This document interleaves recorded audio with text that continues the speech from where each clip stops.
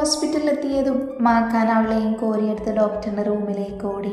കാർത്തി അവർക്ക് പിറകെയും. നേഴ്സ് മുറിവ് ക്ലീൻ ചെയ്യാൻ തുടങ്ങി. അവൾ വേദനയോടെ കാലുകൾ വലിച്ചുകൊണ്ടിരുന്നു.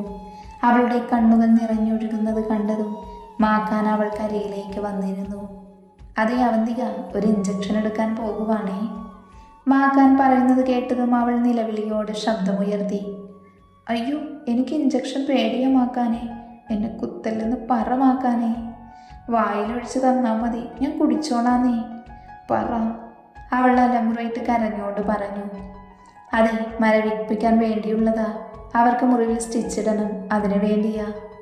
അത് കേട്ടതും അവൾ ഒന്നുകൂടെ കരയാൻ തുടങ്ങി. എനിക്ക് പേടിയാ, ഒന്നും ചെയ്യില്ലെന്ന് പറ. അവളുടെ കരഞ്ഞു തളർന്നിരിക്കുന്ന മുഖം കണ്ട് മാക്കാന് മനസ്സിലൊരു വിങ്ങലായിരുന്നു. മാക്കാൻ അവളെ തൻ്റെ മാറോടണച്ചു. അവളുടെ കണ്ണുനീർത്തുള്ളികൾ അവൻ്റെ ഹൃദയത്തെ വല്ലാതെ മുറിവേൽപ്പിച്ചു. മാധു, കരയല്ല പെണ്ണേ. സ്നേഹത്തോടെ അവൻ തലയിൽ തലോടിക്കൊണ്ട് പറഞ്ഞു. ആ വിളി കേട്ടതും അവളിൽ അലയടിക്കുന്ന പ്രണയം പുറത്തേക്ക് നുരഞ്ഞു പൊങ്ങി. അവളുടെ വേദനകൾക്കൊരാശ്വാസമായിരുന്നു ആ വിളി. അവൾ ഒന്നുകൂടെ അവനിലേക്ക് ചേർന്നു കിടന്നു. അപ്പോഴും ആക്കാൻ അവളുടെ തലയിൽ വാത്സല്യത്തോടെ തലോടിക്കൊണ്ടിരുന്നു. നേഴ്സ് മുറിയിൽ ഇഞ്ചക്ഷൻ വെക്കാനൊരുങ്ങി. പതിയും ആക്കാനെ ഒന്ന് നോക്കി. അവൻ ശരിയെന്ന രീതിയിൽ തലയാട്ടി. അവളെ കൂടുതൽ ശക്തിയായി തന്നിലേക്ക് ചേർത്ത് പിടിച്ചു. അവൻ്റെ പ്രണയ ചൂടിൽ അവൾ തളർന്നിരുന്നു. മാക്കാൻ തൻ്റെ അതരങ്ങൾ അവളുടെ നെറ്റിയിൽ പതിപ്പിച്ചു. അവൾ ഒരു തളർച്ചയോടെ അവനിൽ ചേർന്ന് കിടന്നു. മുറിവിൽ ഓരോ സ്റ്റിച്ച് മുറിവുമ്പോഴും അവളുടെ നഖങ്ങൾ അവനിൽ ആഴ്ന്നിറങ്ങിക്കൊണ്ടിരുന്നു. ഹോസ്പിറ്റലിൽ നിന്നും തിരിച്ചിറങ്ങാൻ നേരം അവരെല്ലാവരും എത്തിയിരുന്നു. എടാ, ആ വീൽ ചെയർ കൊണ്ടുവരട്ടെ, നന്ദുവിന് നടക്കാൻ പറ്റില്ലല്ലോ, കാർത്തി അല്പം സങ്കടത്തോടെ പറഞ്ഞു. ബാക്കിയുള്ളവരും ആ അഭിപ്രായത്തോട് യോജിച്ചു. അതിൻ്റെ ആവശ്യമില്ല, ഞാൻ എടുത്തോളാം അവളെ. അവൾ തിരിച്ചൊന്ന് പ്രതികരിക്കും മുന്നേ മാക്കാൻ മാത്തുവിനെ തൻ്റെ കൈകളിൽ കോരിയെടുത്ത് തൻ്റെ നെഞ്ചോട് ചേർത്തിരുന്നു. കരഞ്ഞു കലങ്ങിയ കണ്ണുകളോടെ മാത്തു മാക്കാനെ കണ്ണെടുക്കാതെ നോക്കി. അവൻ ചുറ്റുമുള്ളൊന്നും ശ്രദ്ധിക്കാതെ മുന്നോട്ട് നടന്നു. ഹോസ്പിറ്റലിൽ ഇരുന്ന ഓരോരുത്തരും ആ കാഴ്ച നോക്കി നിന്നു. അവന് പുറകെയായി നടന്ന ദാസിൻ്റെയും കാർത്തിയുടെയും മുഖം സന്തോഷത്താൽ പുഞ്ചിരി തൂങ്ങി. ഫ്ലാറ്റിലെത്തിയതും മാത്തു ബെഡിൻ്റെ ഓരോരം ചേർന്ന് കിടന്നു. അവൾ വേദനയോടെ പതിയെ കാലിൽ തൊട്ടു നോക്കി. മരവിച്ചിരിക്കുന്ന കാലിൽ ഒന്നും തന്നെ അറിയാൻ പറ്റുന്നില്ലായിരുന്നു. അപ്പുവിൻ്റെ പിറന്നാളിൻ്റെ അന്നു തന്നെ ഇങ്ങനെ സംഭവിച്ചത് അവളുടെ ഭാഗ്യക്കേട് കൊണ്ടാണെന്ന് പറഞ്ഞ് അപ്പു കരച്ചിലായിരുന്നു. ഈ സംഭവിച്ചതും അതും തമ്മിലൊരു ബന്ധവുമില്ലെന്ന് പറഞ്ഞ് സമാധാനിപ്പിച്ചു. ഫുഡെല്ലാം അപ്പു സമാധാനമായി റൂമിൽ കൊണ്ടുവന്ന് വാരി തന്നു. രാത്രിയിൽ ഉറക്കമൊഴിച്ച് എനിക്ക് വേണ്ടി കാവലിരിക്കുന്ന അവളെ കണ്ടപ്പോൾ നെഞ്ചോട് ചേർത്ത് പിടിക്കാൻ തോന്നിപ്പോയി. സൗഹൃദമെന്ന മധുരം ജീവിതത്തിൽ എത്ര വലുതാണ് എന്ന് അവൾ ഓരോ നിമിഷവും തെളിയിച്ചു. അറിയാതെ തന്നെ കണ്ണുകൾ ഈറനണിഞ്ഞു. ഉറക്കത്തിൽ അബദ്ധത്തിൽ പോലും കാലനക്കാതെ പരമാവധി ശ്രദ്ധിച്ചത് അവളാണ്. പതിവ് പോലെ സംഭവബഹുലമായ ആ ദിവസം കടന്നുപോയി. രാവിലെ കണ്ണു തുറന്നപ്പോൾ എൻ്റെ അരികിലിരുന്ന ചെയറിലിരുന്നുറങ്ങുന്ന അപ്പുവിനെയാണ് കണ്ടത്. എന്തുകൊണ്ടോ മനസ്സിന് വല്ലാത്ത സങ്കടം തോന്നി. എൻ്റെ ശ്യാമിനെ പോലെ എനിക്ക് വേണ്ടി ജീവിക്കുന്ന എത്ര പേരാണ് ചുറ്റുമുള്ളത്. അതാലോചിച്ചപ്പോൾ തന്നെ കണ്ണു നിറഞ്ഞു. പതിയെ കാലനക്കാൻ ശ്രമിച്ചു. പക്ഷേ ശ്രമം പരാജയപ്പെട്ടു. കാലിൽ അത്യാവശ്യം നീര് വന്ന് വീർത്തിട്ടുണ്ട്. ഇന്നലെ മുതൽ കാല് നിലത്ത് കുത്തിയിട്ടില്ല. പില്ലോയിൽ തന്നെയാണ്. അതിൻ്റെ സ്ഥാനം അതാകുമെന്ന് ആശ്വസിച്ചു. ദച്ചുവിനും അപ്പുവിനും വൈവ് എക്സാം ഉള്ളതിനാൽ അവൾ മനസ്സില്ലാ മനസ്സോടെയാണ് പോയത്. പോകും മുന്നേ ഒരുപാട് നിർദ്ദേശങ്ങൾ നൽകിയിരുന്നു. കൂട്ടിനായി മാക്കാൻ വരുമെന്നും പറഞ്ഞു. അത് കേട്ടപ്പോൾ തന്നെ തനിച്ചായി പോയല്ലോ എന്ന സങ്കടം പാടെ മാറി. മാക്കാൻ ബെഡിൻ്റെ ഒരു സൈഡിലായി വന്നിരുന്നു. ലാപ്ടോപ്പിൽ എന്തോ തിരക്കിട്ട വർക്കിലായിരുന്നു. മുഖത്ത് നല്ല ടെൻഷൻ ഉള്ളതുപോലെ തോന്നി. അതുകൊണ്ട് തന്നെ അങ്ങോട്ട് കയറി മിണ്ടാനെന്ന ആഗ്രഹം ഞാനങ്ങ് മാറ്റിവെച്ചു. വർക്ക് കഴിഞ്ഞ് മാക്കാൻ ലാപ്പ് ക്ലോസ് ചെയ്ത് പതിയെ എന്നിലേക്ക് നോട്ടം പാളി വീണു. എന്താണെന്ന ഭാവത്തിൽ മാത്തു അവനെ ഒന്ന് നോക്കി.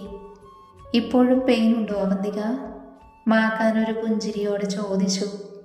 അവന്തിക എന്ന് വിളി കേട്ടതും അവൾ ദേഷ്യത്തോടെ അവനെ നോക്കി. എന്താണ് മറുപടി പറയാത്തത്? അവൻ ഒന്നുകൂടെ ചോദിച്ചു. എനിക്ക് വേദനിച്ച തനിക്കെന്താ മിസ്റ്റർ അശ്വിൻ? അവൾ ദേഷ്യത്തോടെ ചോദിച്ചു. എൻ്റെ മാത്തുവിൻ്റെ ഈ ദേഷ്യം കാണാൻ വേണ്ടിയാ ഞാൻ അങ്ങനെ വിളിച്ചത്. അവനൊരു ചിരിയോടെ പറഞ്ഞ് അവൾക്കടുത്തേക്ക് നീങ്ങിയിരുന്നു. അവളെ തന്നെ കണ്ണെടുക്കാതെ നോക്കി. അവൻ്റെ പ്രണയം നിറയുന്ന നോട്ടം ദേഷ്യത്തിലിരുന്ന് അവളിൽ നാണമുളവാക്കി.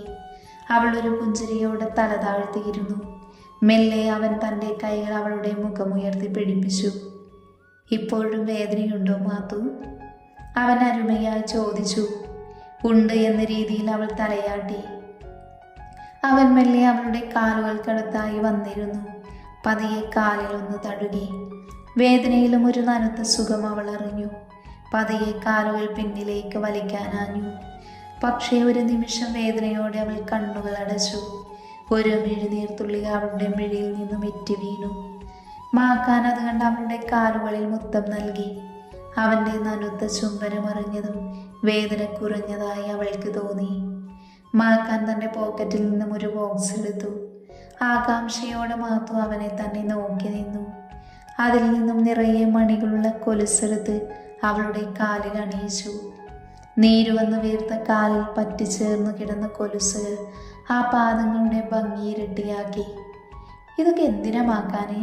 ചുമ്മാ കൊലുസിൻ്റെ ഭംഗി കൂടി കളയാനായിട്ട്, അവൾ നിരാശയോടെ പറഞ്ഞു. അത് കേട്ട് അവനൊന്ന് ചിരിച്ചു. അന്ന് ക്ഷേത്രത്തിൽ വെച്ച് നിന്റെ ഭംഗിയുള്ള ഈ കാൽപാദങ്ങൾ കണ്ടപ്പോൾ ഒരു കുറവെനിക്ക് തോന്നി. അത് ഈ കൊലുസിൻ്റെയാണ്. പ്രണയത്തിൽ വൈകല്യങ്ങളില്ല, അവിടെ അളവറ്റ സ്നേഹം മാത്രമാണുള്ളത്. തിരിച്ചൊന്നും പ്രതീക്ഷിക്കാതെയുള്ള സ്നേഹം. പിന്നെ ഞാൻ എൻ്റെ പെണ്ണിൻ്റെ ഭംഗി അളക്കുന്നത് അവളുടെ മനസ്സ് നോക്കിയാണ്, അല്ലാതെ ശരീരത്തിൻ്റെ ഭംഗി വെച്ചല്ല. എൻ്റെ മനസ്സിലെന്നും എൻ്റെ പെണ്ണ് തന്നെയാണ് സുന്ദരി. അതിനെ മറികടക്കാൻ ലോകത്തുള്ളൊരു പെണ്ണിനുമാകില്ല. അവൻ്റെ മറുപടി കേട്ട് എന്തു പറയണമെന്നറിയാതെ അവളിരുന്നു. എന്തിനമാക്കാനെ എന്നെ ഇങ്ങനെ സ്നേഹിക്കുന്നത്? ഈ സ്നേഹം കിട്ടാൻ മാത്രം എന്ത് യോഗ്യതയാണ് എനിക്കുള്ളത്? അവളുടെ ചോദ്യം കേട്ട് അവനൊന്ന് പുഞ്ചിരിച്ചു. നീ എൻ്റെ ജീവനാണ് പെണ്ണെ. ആദ്യ കാഴ്ചയിൽ തന്നെ എൻ്റെ ഹൃദയം കീഴടക്കിയ സുന്ദരി. എന്തുകൊണ്ടാണ് നിന്നോട് ഇത്ര പ്രണയമെന്ന് എനിക്കറിയില്ല. ഒരുപക്ഷെ നിന്റെ ഈ മത്തങ്ങ കണ്ണുകളായിരിക്കും എൻ്റെ ഹൃദയത്തെ അത്രമേൽ കീഴ്പ്പെടുത്തിയത്. എൻ്റെ ഓരോ ഹൃദയമിടിപ്പും അതും നിനക്ക് വേണ്ടിയാണ് മാത്തു. നീയാണ് എൻ്റെ ലോകം. അവൻ്റെ ഓരോ വാക്കുകളും അവളുടെ ഹൃദയത്തിൽ ആഴ്ന്നിറങ്ങി. മാക്കാനിനെ ഇത്രയും സ്നേഹിക്കുന്നുവോ? അവൾ സ്വയമേ ചിന്തയിലാണ്ട് പതിയെ മാക്കാനെ നോക്കി. അവൻ പ്രണയത്തോടെ അവളുടെ നെറ്റിയിൽ ചുംബനം നൽകി. ഇന്ന് നീ വേദനയോടെ കരഞ്ഞപ്പോൾ എൻ്റെ ചങ്ക് പറഞ്ഞു പോകുന്നത് പോലെ തോന്നി മാത്തു. എൻ്റെ പെണ്ണിനെ ഒരു മുള്ളുകൊണ്ട് പോലും നോവിക്കുന്നത് എനിക്ക് കണ്ടു നിൽക്കാനാവില്ല. നിന്നോടുള്ള സ്നേഹം ഭ്രാന്തമാണ്. പതിയെ അവളിൽ നിന്നും അടർന്നു മാറിക്കൊണ്ടവൻ പറഞ്ഞു. എല്ലാം കേട്ട് സന്തോഷത്തോടെ അവൾ മാക്കാനിലേക്ക് ചേർന്നിരുന്നു. അവനിൽ നിന്നും ഉയരുന്ന പ്രണയത്തിൻ്റെ ഹൃദയതാളത്തിൽ അവളെല്ലാം മറന്നു ലയിച്ചിരുന്നു. ഈവനിങ് ആയപ്പോൾ തന്നെ എക്സാം കഴിഞ്ഞ് അവർ തിരിച്ചെത്തിയിരുന്നു. കാർത്തികും ഇടയ്ക്കിടയ്ക്ക് ഫ്ലാറ്റിൽ വന്നുകൊണ്ടിരുന്നു. വൈവ എക്സാം എങ്ങനെ ഉണ്ടായിരുന്നു? നന്ദു ആകാംക്ഷയോട് ചോദിച്ചു. ഒന്നും പറയണ്ട, ഒടുക്കത്തെ ക്വസ്റ്റ്യൻസ് ആയിരുന്നു. പിന്നെ എങ്ങനെയൊക്കെയോ തട്ടിമുട്ടി പറഞ്ഞൊപ്പിച്ചു. അപ്പുവിനോ? അതുപോലെ തന്നെ. അല്ല, നിന്റെ വേദനയൊക്കെ എങ്ങനെയുണ്ട്? ഏട്ടൻ എപ്പോഴാണ് പോയത്? അപ്പു സംശയത്തോടെ ചോദിച്ചു. വേദന കുറവൊന്നുമില്ല. മാക്കാൻ കുറച്ചു മുൻപാണ് പോയത്. എന്തോ അർജൻറ്റ് വർക്കുണ്ടെന്ന് പറഞ്ഞു.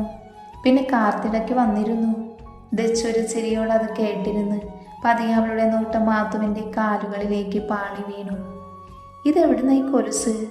ദച്ചു സംശയത്തോടെ നോക്കി. അത് മാക്കാൻ വാങ്ങി തന്നതാ, ഒരു വിക്കലോടെ പറഞ്ഞവൾ തലതാഴ്ത്തിയിരുന്നു. ഓഹോ, നിനക്ക് കൊലുസിരുന്നത് ഇഷ്ടമല്ലായിരുന്നല്ലോ, ഇപ്പം അതൊക്കെ മാറിയോ? ദച്ചൊരു കള്ളച്ചിരിയോടെ ചോദിച്ചു. നന്ദു ഒന്ന് ചിരിക്കുക മാത്രം ചെയ്തു. ഏതായാലും നല്ല ഭംഗിയുണ്ടത് കാണാനേ. അപ്പു പറയുന്നത് കേട്ടൊരു ചിരിയോടെ അവളെ ഒന്ന് നോക്കി. രാത്രി ഭൂമിയിലേക്ക് പെയ്തിറങ്ങിയ കുളിർമഴ നന്ദു കണ്ണെടുക്കാതെ നോക്കിയിരുന്നു. ആ മഴയുടെ കുളിരിൽ നനയാൻ അവളുടെ ഉള്ളം തുടിച്ചു. ജനാലിലൂടെ ബാൽക്കണിയിലേക്ക് തെറിച്ചു വീഴുന്ന മഴത്തുള്ളികളെ അവൾ കൗതുകത്തോടെ നോക്കിയിരുന്നു. അവൾ നിസ്സഹായതയോടെ തൻ്റെ കാലിലേക്ക് നോക്കി. എന്തുകൊണ്ടോ ഒരു തുള്ളി കണ്ണിൽ നിന്നും ഇറ്റു വീണു തൻ്റെ അവസ്ഥയോർത്ത്. അപ്പോഴും ആ മഴയിൽ നനയാനായി ഓരോ നിമിഷവും അവളെ ഉള്ളം തുടിച്ചുകൊണ്ടിരുന്നു. മഴയിലേക്ക് നോക്കിയിരിക്കുന്ന മാത്തുവിനെ കണ്ട് മാക്കാൻ അവൾക്കടുത്തേക്ക് വന്നു. എന്തു പറ്റി മാത്തു? സങ്കടത്തോടെ ഇരിക്കുന്ന അവളെ നോക്കി സംശയത്തോടെ അവൻ ചോദിച്ചു. അവൾ കാലിലേക്ക് വിരൽ ചൂണ്ടി കാണിച്ചു. ശേഷം പുറത്തു പെയ്യുന്ന മഴയിലേക്ക് വിരൽ ചൂണ്ടി ചുണ്ടു പിളർത്തിയൊരു സങ്കടഭാവം കാണിച്ചു. മാത്തുവിന് മഴ നനയണോ? വേണമെന്ന രീതിയിൽ അവൾ തലയാട്ടി. എങ്കി വാ, നമുക്ക് നനയാം. അവൻ്റെ മറുപടി കേട്ട് സന്തോഷം തോന്നിയെങ്കിലും അതിനധികം ആയുസ്സുണ്ടായിരുന്നില്ല. തൻ്റെ അവസ്ഥയോർത്ത് അവൾ തലകുനിച്ചു. എൻ്റെ മാത്തു, മനസ്സിലൊരാഗ്രഹം തോന്നിക്കഴിഞ്ഞ എന്തൊക്കെ പ്രതിസന്ധി വന്നാലും ആ തീരുമാനത്തിൽ ഉറച്ചു നിൽക്കണം. ആഗ്രഹങ്ങൾ നിറവേറ്റുവാനുള്ളതാണ്, അല്ലാതെ തള്ളിക്കളയാനുള്ളതല്ല. എങ്കി വാ, പോകാം. അവൻ പറയുന്നത് കേട്ട് അവൾ അത്ഭുതത്തോടെ അവനെ ഒന്ന് നോക്കി. ഇങ്ങനെ നോക്കി കൊല്ലല്ല പെണ്ണേ, ഒരു ചിരിയോടെ പറഞ്ഞ് അവൻ അവളെ തൻ്റെ കൈകളിൽ കോരിയെടുത്തു. മാത്തൊന്നും മനസ്സിലാവാതെ അവൻ്റെ മുഖത്തേക്ക് നോക്കിയിരുന്നു. അവനൊരു പുഞ്ചിരിയോടെ അവളെ നോക്കി മെല്ലെ പുറത്തേക്ക് നടന്നു. ഹാളിൽ അവളുമായി എത്തിയ മാക്കാനെ കണ്ട അപ്പവും തെച്ചവും വായും പൊളിച്ചു നിന്നു. മാക്കാനും മാത്തുവും ഇതൊന്നും തന്നെ അറിഞ്ഞിരുന്നില്ല. അവർ തങ്ങളുടെ പ്രണയലോകത്തിൽ മുഴുകിയിരുന്നു. ലിഫ്റ്റ് വർക്ക് ചെയ്യുന്നില്ല എന്ന് കണ്ട് അവൻ അവളെ തൻ്റെ നെഞ്ചോട് ചേർത്ത് പിടിച്ച് ഓരോ പടികളും ഇറങ്ങി. ഫ്ലാറ്റിനോട് ചേർന്നുള്ള ലോൺ ഏരിയയിൽ മാക്കാൻ അവളുമായി മഴയെ നനയാൻ തുടങ്ങി. അവരിലേക്ക് പെയ്തിറങ്ങുന്ന മഴയുടെ കുളിരിൽ അവൾ അവൻ്റെ നെഞ്ചോട് ചേർന്ന് കിടന്നു.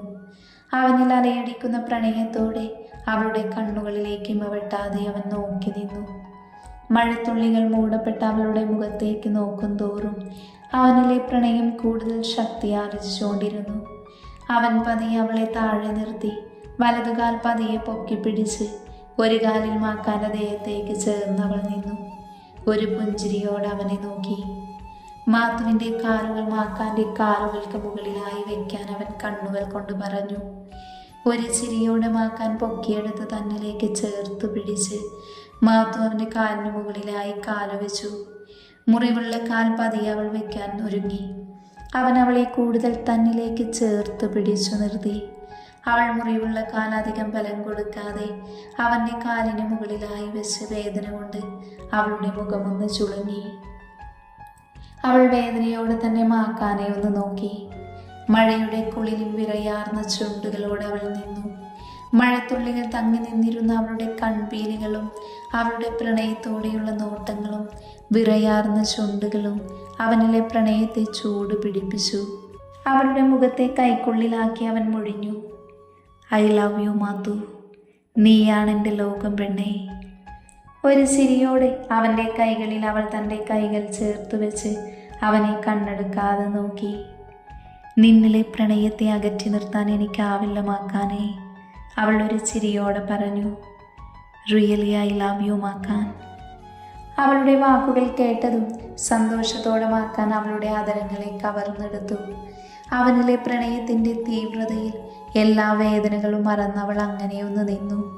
തൻ്റെ മാക്കാൻ്റെ മാത്രം മാത്തുവായി അവരുടെ പ്രണയത്തിന് സാക്ഷാത്കാരം എന്നോണം മഴയും ആർത്തുല്ലസിച്ച് ഭൂമിയിൽ പെയ്തിറങ്ങി.